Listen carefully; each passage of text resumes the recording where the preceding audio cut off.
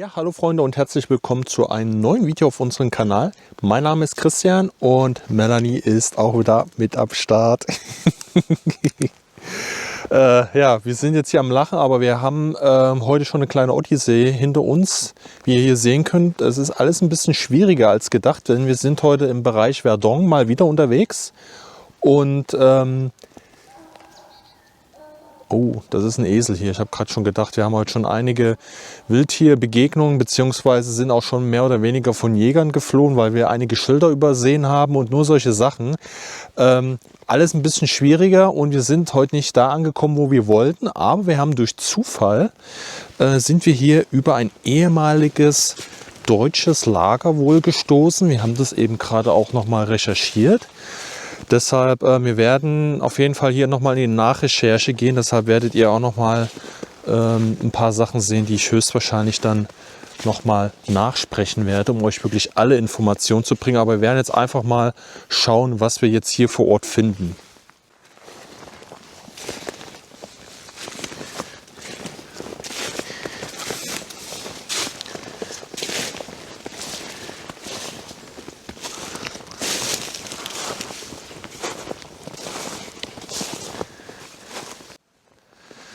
Ja, zuallererst haben wir relativ zentral in diesem kleinen Waldstück einen größeren Bunker, den wir so im Bereich Verdon noch nicht so oft gesehen haben, weil hier sind im Prinzip schon wie so eine Art Schießscharten. Das sind jetzt hier keine Zugänge, aber relativ groß für Scharten. Es kann auch was anderes sein, die Zweckmäßigkeit von dem Objekt. Werden wir gleich mal drinnen anschauen.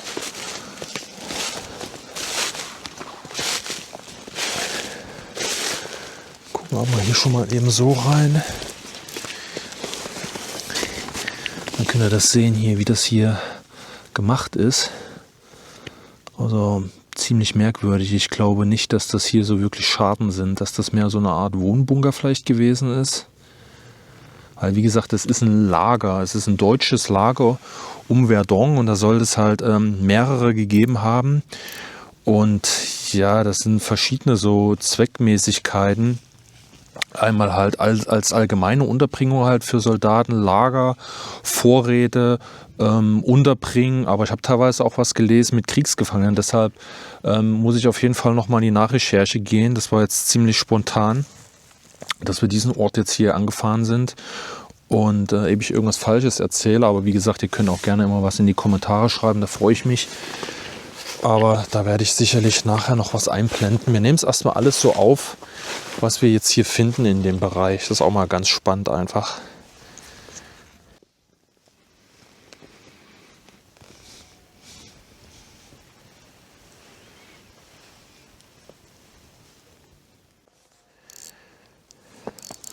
So, das scheint hier auch der erste Zugang zu sein. Ich nehme an, es gibt zwei, dass das Pendant auf der Gegenseite ist.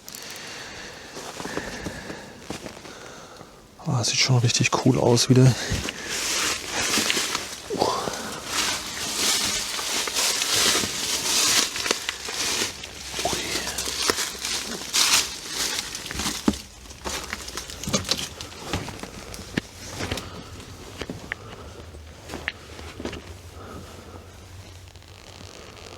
Okay.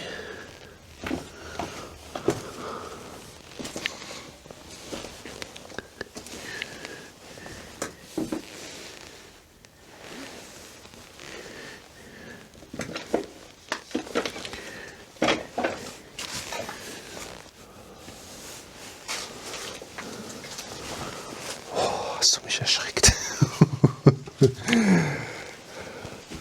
Und hier ist der dritte.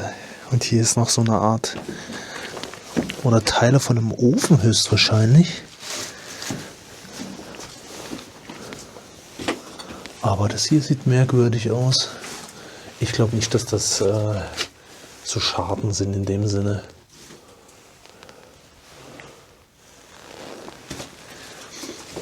Aber ungewöhnlicher Bunker, sage ich jetzt mal so. Hier liegen auch noch ein paar Relikte rum in dieser Nische hier. Wir haben Keramik, wahrscheinlich eine Tasse oder sowas gewesen. Hier haben wir auch noch irgendwelche Metallteile. Und auch wieder das Glas, was hier da sehr weit verbreitet ist, weil die Herrschaften ja alle sehr viel Wein auch getrunken haben.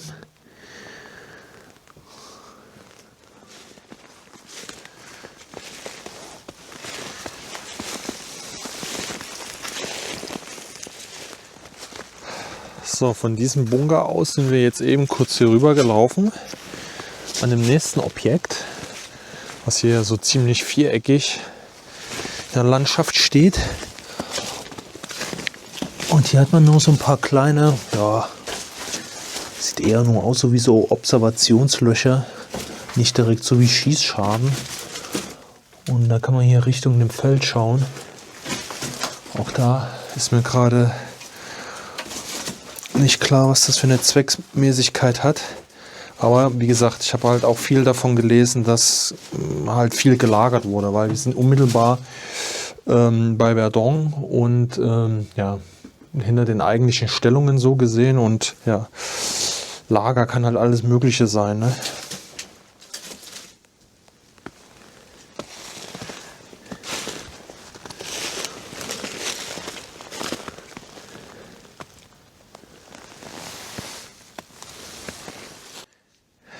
Oh hey Leute, hier haben wir jetzt ein Objekt, das ist schon fast übererdet. Da unten ist ein kleiner Zugang.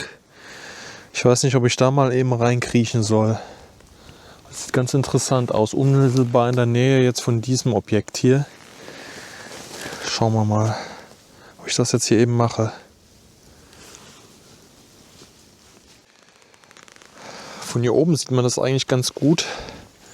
Hier gehen jetzt auch wieder überall die Gräben hier durch das Lager. Das haben wir eben auch schon auf der Karte gesehen. Toborek. Melanie ist hier oben. Wir gehen jetzt praktisch über den Gräben. Und die ganzen einzelnen Objekte, die Bunker, die werden mit höchster Wahrscheinlichkeit halt auch verbunden gewesen sein. Weil wie gesagt, die Schlacht war ja hier in unmittelbarer Nähe und hätte sich wahrscheinlich hier auch immer wieder verlagern können. Deshalb vermute ich einfach mal, dass man auch dazu übergegangen ist, in solchen ja, relativ einfachen Lagern auch Betonobjekte halt einzubauen. Weil hier auf der ganzen Seite jetzt zu den Feldern, also ringsrum, waren im Prinzip Laufgräben. Also man ist wahrscheinlich auch der Annahme gewesen, dass man das entsprechend gut verteidigen muss auch. Und dass dieser Bunker, wo wir gerade gewesen sind, vielleicht so eine Art Beobachtungsbunker gewesen ist. Das kann durchaus sein. Aber ja, das muss ich mir alles noch mal in Ruhe angucken. Das ist jetzt wirklich, wie gesagt, sehr spontan. Und ihr entdeckt jetzt praktisch mit uns live in dem Sinne, was wir hier finden. Deshalb verzeiht uns das bitte, dass wir jetzt erstmal nicht so viel mit Informationen hier glänzen, sondern dass das eigentlich mehr oder weniger eine Spotting-Tour ist. Okay. Aber Melanie hat, glaube ich, das nächste Objekt dahin gefunden. Ich sehe zumindest da Beton. Es bleibt spannend. Und schaut euch das mal an, ey. Das sieht aus, als ob wir jetzt hier direkt in so einen Stollen reingehen. Ich meine, das haben die ja auch viel gemacht. Einfach nur Stollen gegraben und die dann halt entsprechend ausbetoniert. Boah, hier sieht man das auch mal richtig gut. Uiuiui.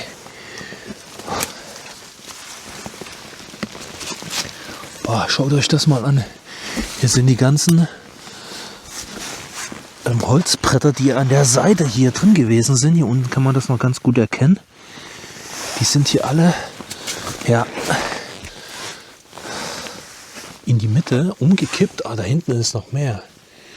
Boah, aber da kommt man hier auch nicht richtig gut vorbei, ohne was kaputt zu machen. Die Frage ist, wie weit geht es halt, ne?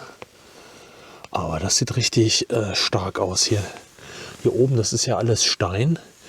Und ich denke mal, das sind ja auch einfach nur so Holzbohlen, dass man die hier angebracht hat. Ja, dass das ein bisschen gemütlicher ist, sage ich jetzt mal mehr oder weniger, weil ich kann mir jetzt nicht vorstellen, dass das wie ein Bergwerk hier ist, weil das ist ziemlich gerade alles hier, um irgendeine Abstützfunktion zu haben. Das glaube ich nicht. Das ist einfach wie so eine Art Vertäfelung, sage ich jetzt mal. Aber ich kann mich auch eines Besseren belehren lassen. Aber ich glaube, das macht so einen leichten Knick da hinten links weg. Und da sind die Bretter noch ein bisschen mehr intakt. Aber ja, hier durch jetzt ist ein bisschen tricky. Also wir stehen jetzt hier praktisch drüber und das sah ja gerade so aus, als ob das hier einen Knick links rein macht, weil hier ist ja jetzt ein Objekt. Und da, wo Melanie ist, da ist auch schon wieder was Größeres. Es kann durchaus sein, dass nämlich hier jetzt der andere Eingang kommt. Hier ist auch ein Loch. Oh hey. Ja. Vielleicht kommen wir an der Stelle ein bisschen besser ran jetzt. Zur Not hätte ich halt noch die Gummistiefel im Auto.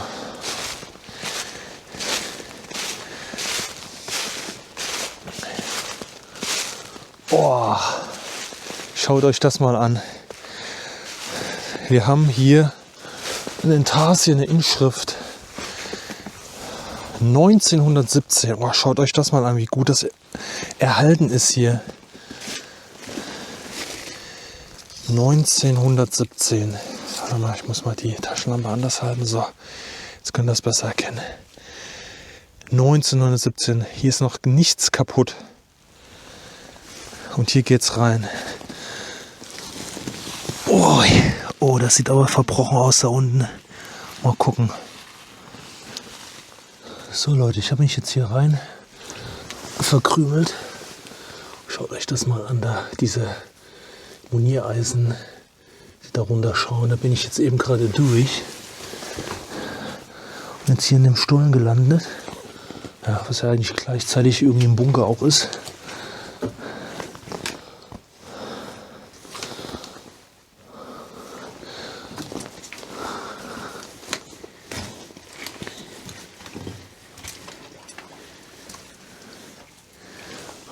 Hier sind überall auch diese Bretter, die an den Seiten befestigt gewesen sind.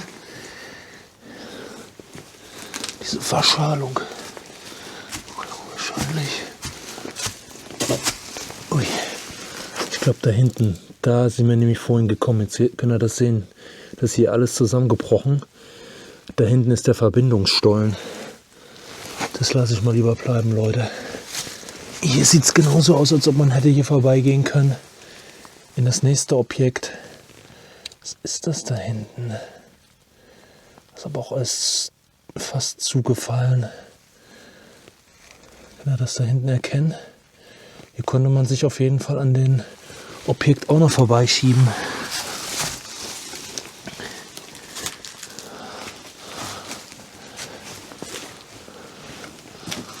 Aber interessant. Damit haben wir heute auf jeden Fall nicht gerechnet mit so einem Objekt. Ach, da geht es auch noch weiter.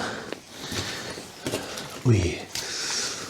Das sieht auch wieder nicht so gut aus hier. Haben wir gerade durchgeguckt, okay. Ey, wir sind hier. Oh, guckt euch das mal an. Hier ist die Vertäfelung noch dran, komplett. Oh. Leute, guckt euch das mal an hier.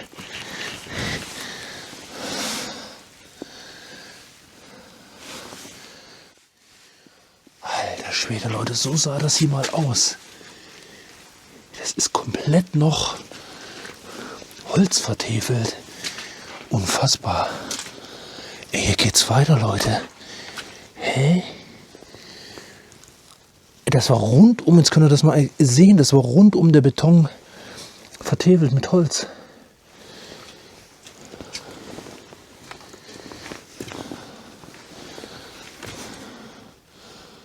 Hier war ein Ofen dran. Da oben habt ihr das Abzugsrohr hier. Da. Und hier unten liegen auch noch Teile vom Ofen. Da ist das Ofenrohr. Ja, ich muss jetzt mal gucken. Und hier ist, glaube ich, ein Teil von einer Handgranate. Der Kopf hier, ich bin mir nicht ganz sicher. Und hier ist irgendein Metallriemen. Uiuiui. damit habe ich jetzt hier nicht gerechnet, Leute. Alter Schwede, guckt euch das mal an. Hier geht's in den nächsten Raum. Ey Leute, damit habe ich überhaupt nicht gerechnet. Wir sind in Verdun, in irgendeinem Stollen jetzt drin. Schaut euch das mal an. Hier oben ist was genietet. Und irgendwelche... Ich weiß nicht, da war noch über dem Holz noch was dran. Hier geht's weiter. Meine Güte.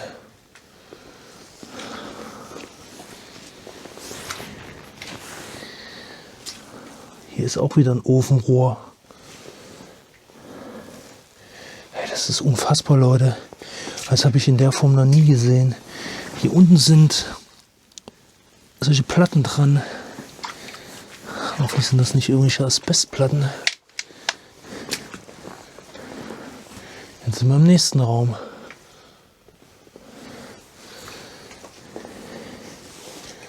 Unfassbar, Leute. Guckt euch das mal an hier. Hier liegen hundertprozentig noch mehr Relikte. Ich muss nur aufpassen.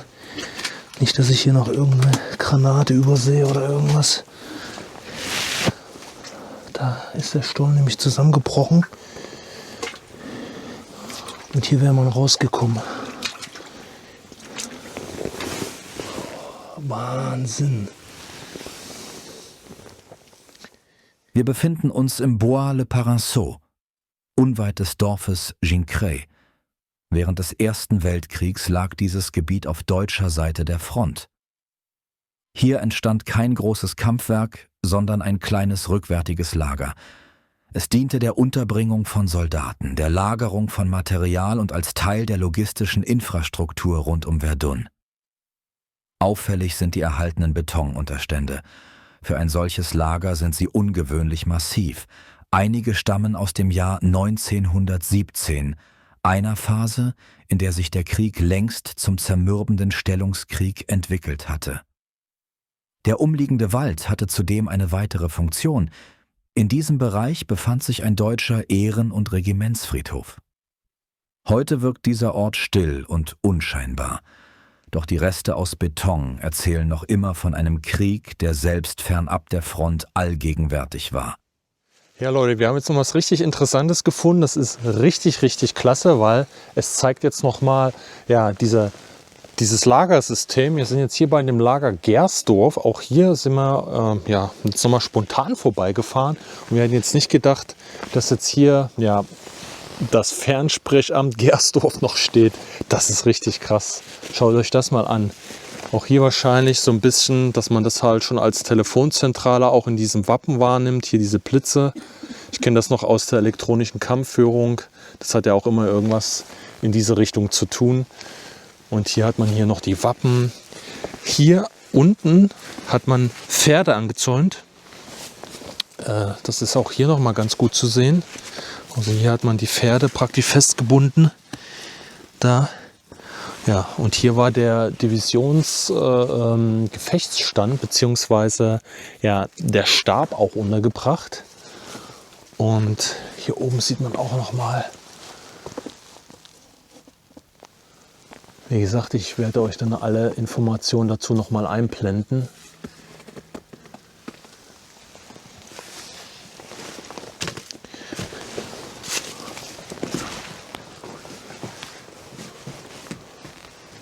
Ja, das ist schon richtig klasse hier. Also hier saßen wirklich die Leute. Schau mal, hier ist sogar noch eine Flasche.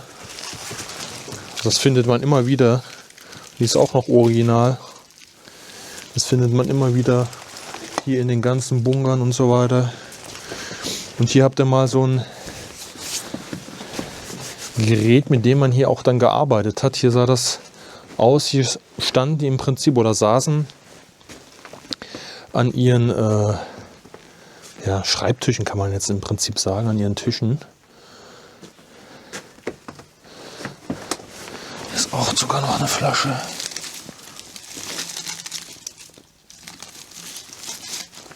Wahnsinn.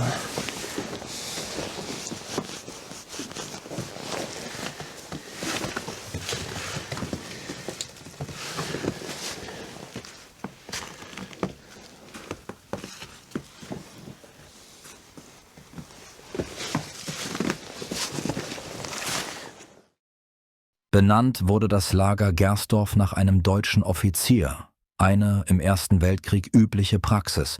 Solche Lager waren funktionale Orte, Holzbaracken, Unterstände, Materialdepots und einfache Schutzbauten bestimmten das Bild. Auch hier zeigt sich, wie organisiert und weitreichend die militärische Infrastruktur war, die für die Schlacht um Verdun notwendig war. Der eigentliche Kampf war nur die Spitze eines riesigen logistischen Systems. Heute sind vom Gersdorf-Lager meist nur noch wenige Spuren erhalten, Erdformen, Fundamentreste oder vereinzelte Beton- und Holzstrukturen. Doch selbst diese Reste erinnern daran, dass der Krieg nicht nur an der Front stattfand, sondern den gesamten Raum prägte. Ja, in dem Lager hat man wohl alles, was, sage ich mal, mit der Front zu tun hatte, also alles, was verwaltungstechnisch gemacht werden musste hinter der Front, das ist hier im Prinzip in solchen Lagern passiert. Weil hier waren zuerst irgendwelche Erdbauten gewesen von den Franzosen, das hatten die Deutschen dann kurzfristig übernommen. Aber das war wohl alles dann, ja, kann man sich ja vorstellen, nur provisorisch, zu kühl, zu nass.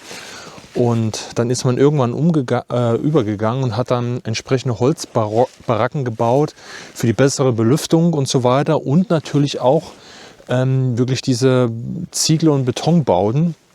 Auch hier direkt jetzt praktisch hinter dem Fernmeldeamt scheint es hier noch eine weitere Struktur zu geben. Also hier noch ein weiteres Gebäude, was hier gestanden hat.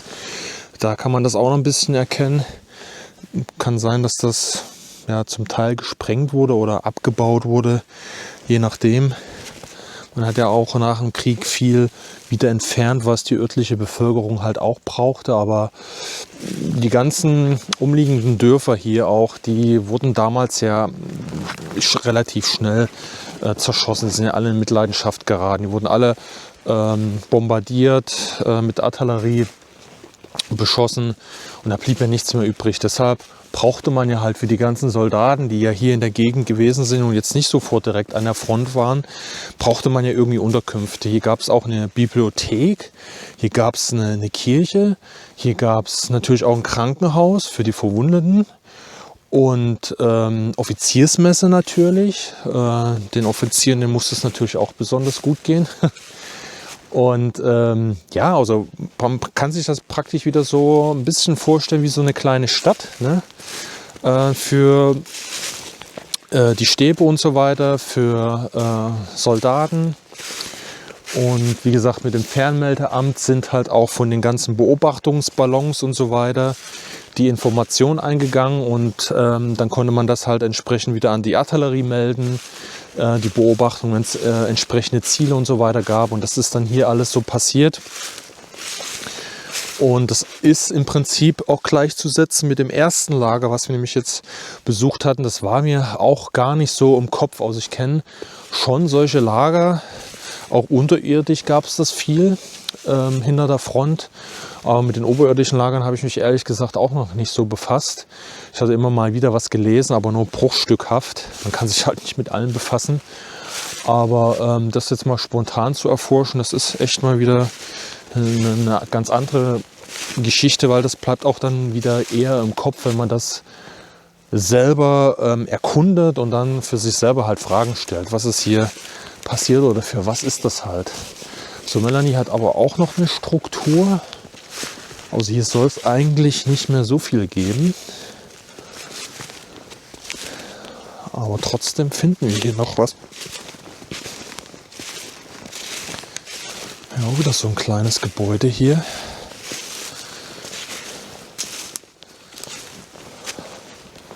Ja, auch wieder schwer zu sagen, was das gewesen ist. Weil viel Platz hat man jetzt hier nicht. Das ist vielleicht, keine Ahnung, 2 Meter mal 2 Meter maximal. Okay. Aber es ist halt auch nur komplett geziegelt hier.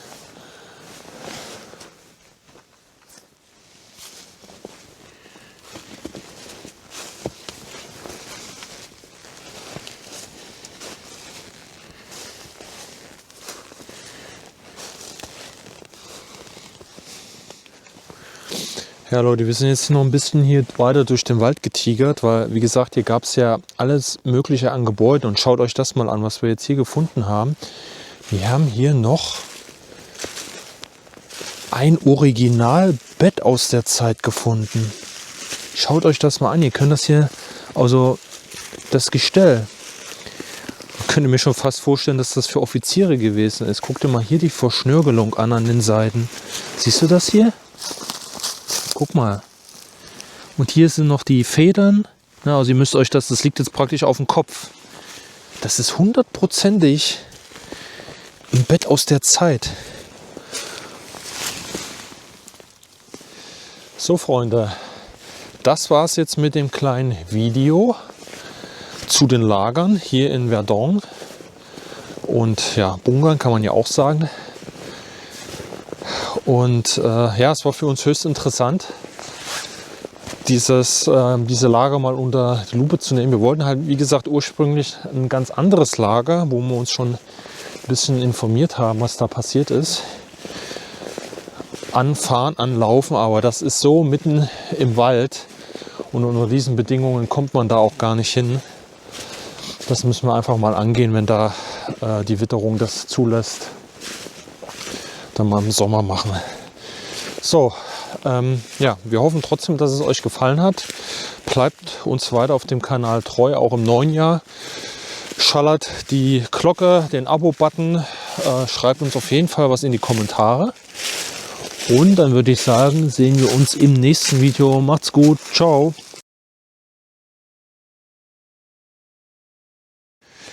Ja Leute, wir wollten euch hier jetzt noch rund um Verdun noch eine interessante Stellung zeigen, wo ein, wie die Deutschen sagten, Baron-Court-Geschütz installiert gewesen ist. Das ist ein französisches Marinegeschütz gewesen, was man hier in so eine sehr interessante Stellung eingebaut hat. Und diese Geschütze hatte man auf den, ich glaube, Fregatten oder Schlachtschiffen, ich bin mir nicht mehr ganz sicher, ich werde die Information noch mal einblenden, von der Courbet-Klasse eingebaut. Da gab es insgesamt 22 oder 24 Stück und man hatte für die Verteidigung von Verdun ja, solche Geschütze auch zur Verfügung gestellt. Und ja, man hat diese Geschütze aber teilweise immer wieder auch umgebaut, also entsprechend bewegt an andere Frontabschnitte, als das für Verdun selber jetzt die Festung jetzt nicht mehr interessant gewesen ist, um die, sag ich mal, an der Linie etwas näher an den deutschen Stellungen ja, zu installieren, um da halt auch wirksam zu sein. Und hier hat man jetzt mal so ein Geschütz noch, was wir uns angucken können.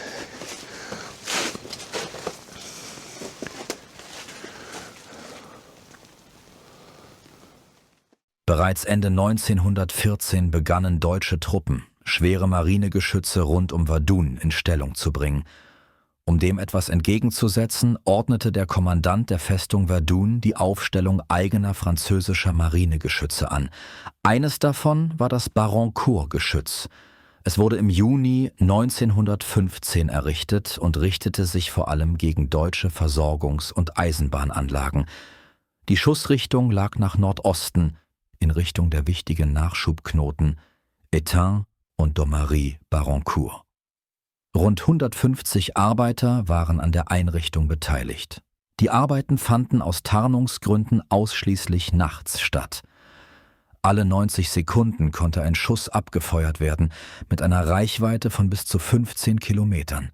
Nach dem deutschen Vormarsch im Februar 1916 wurde das Geschütz aufgegeben und später zur Rohstoffgewinnung verschrottet.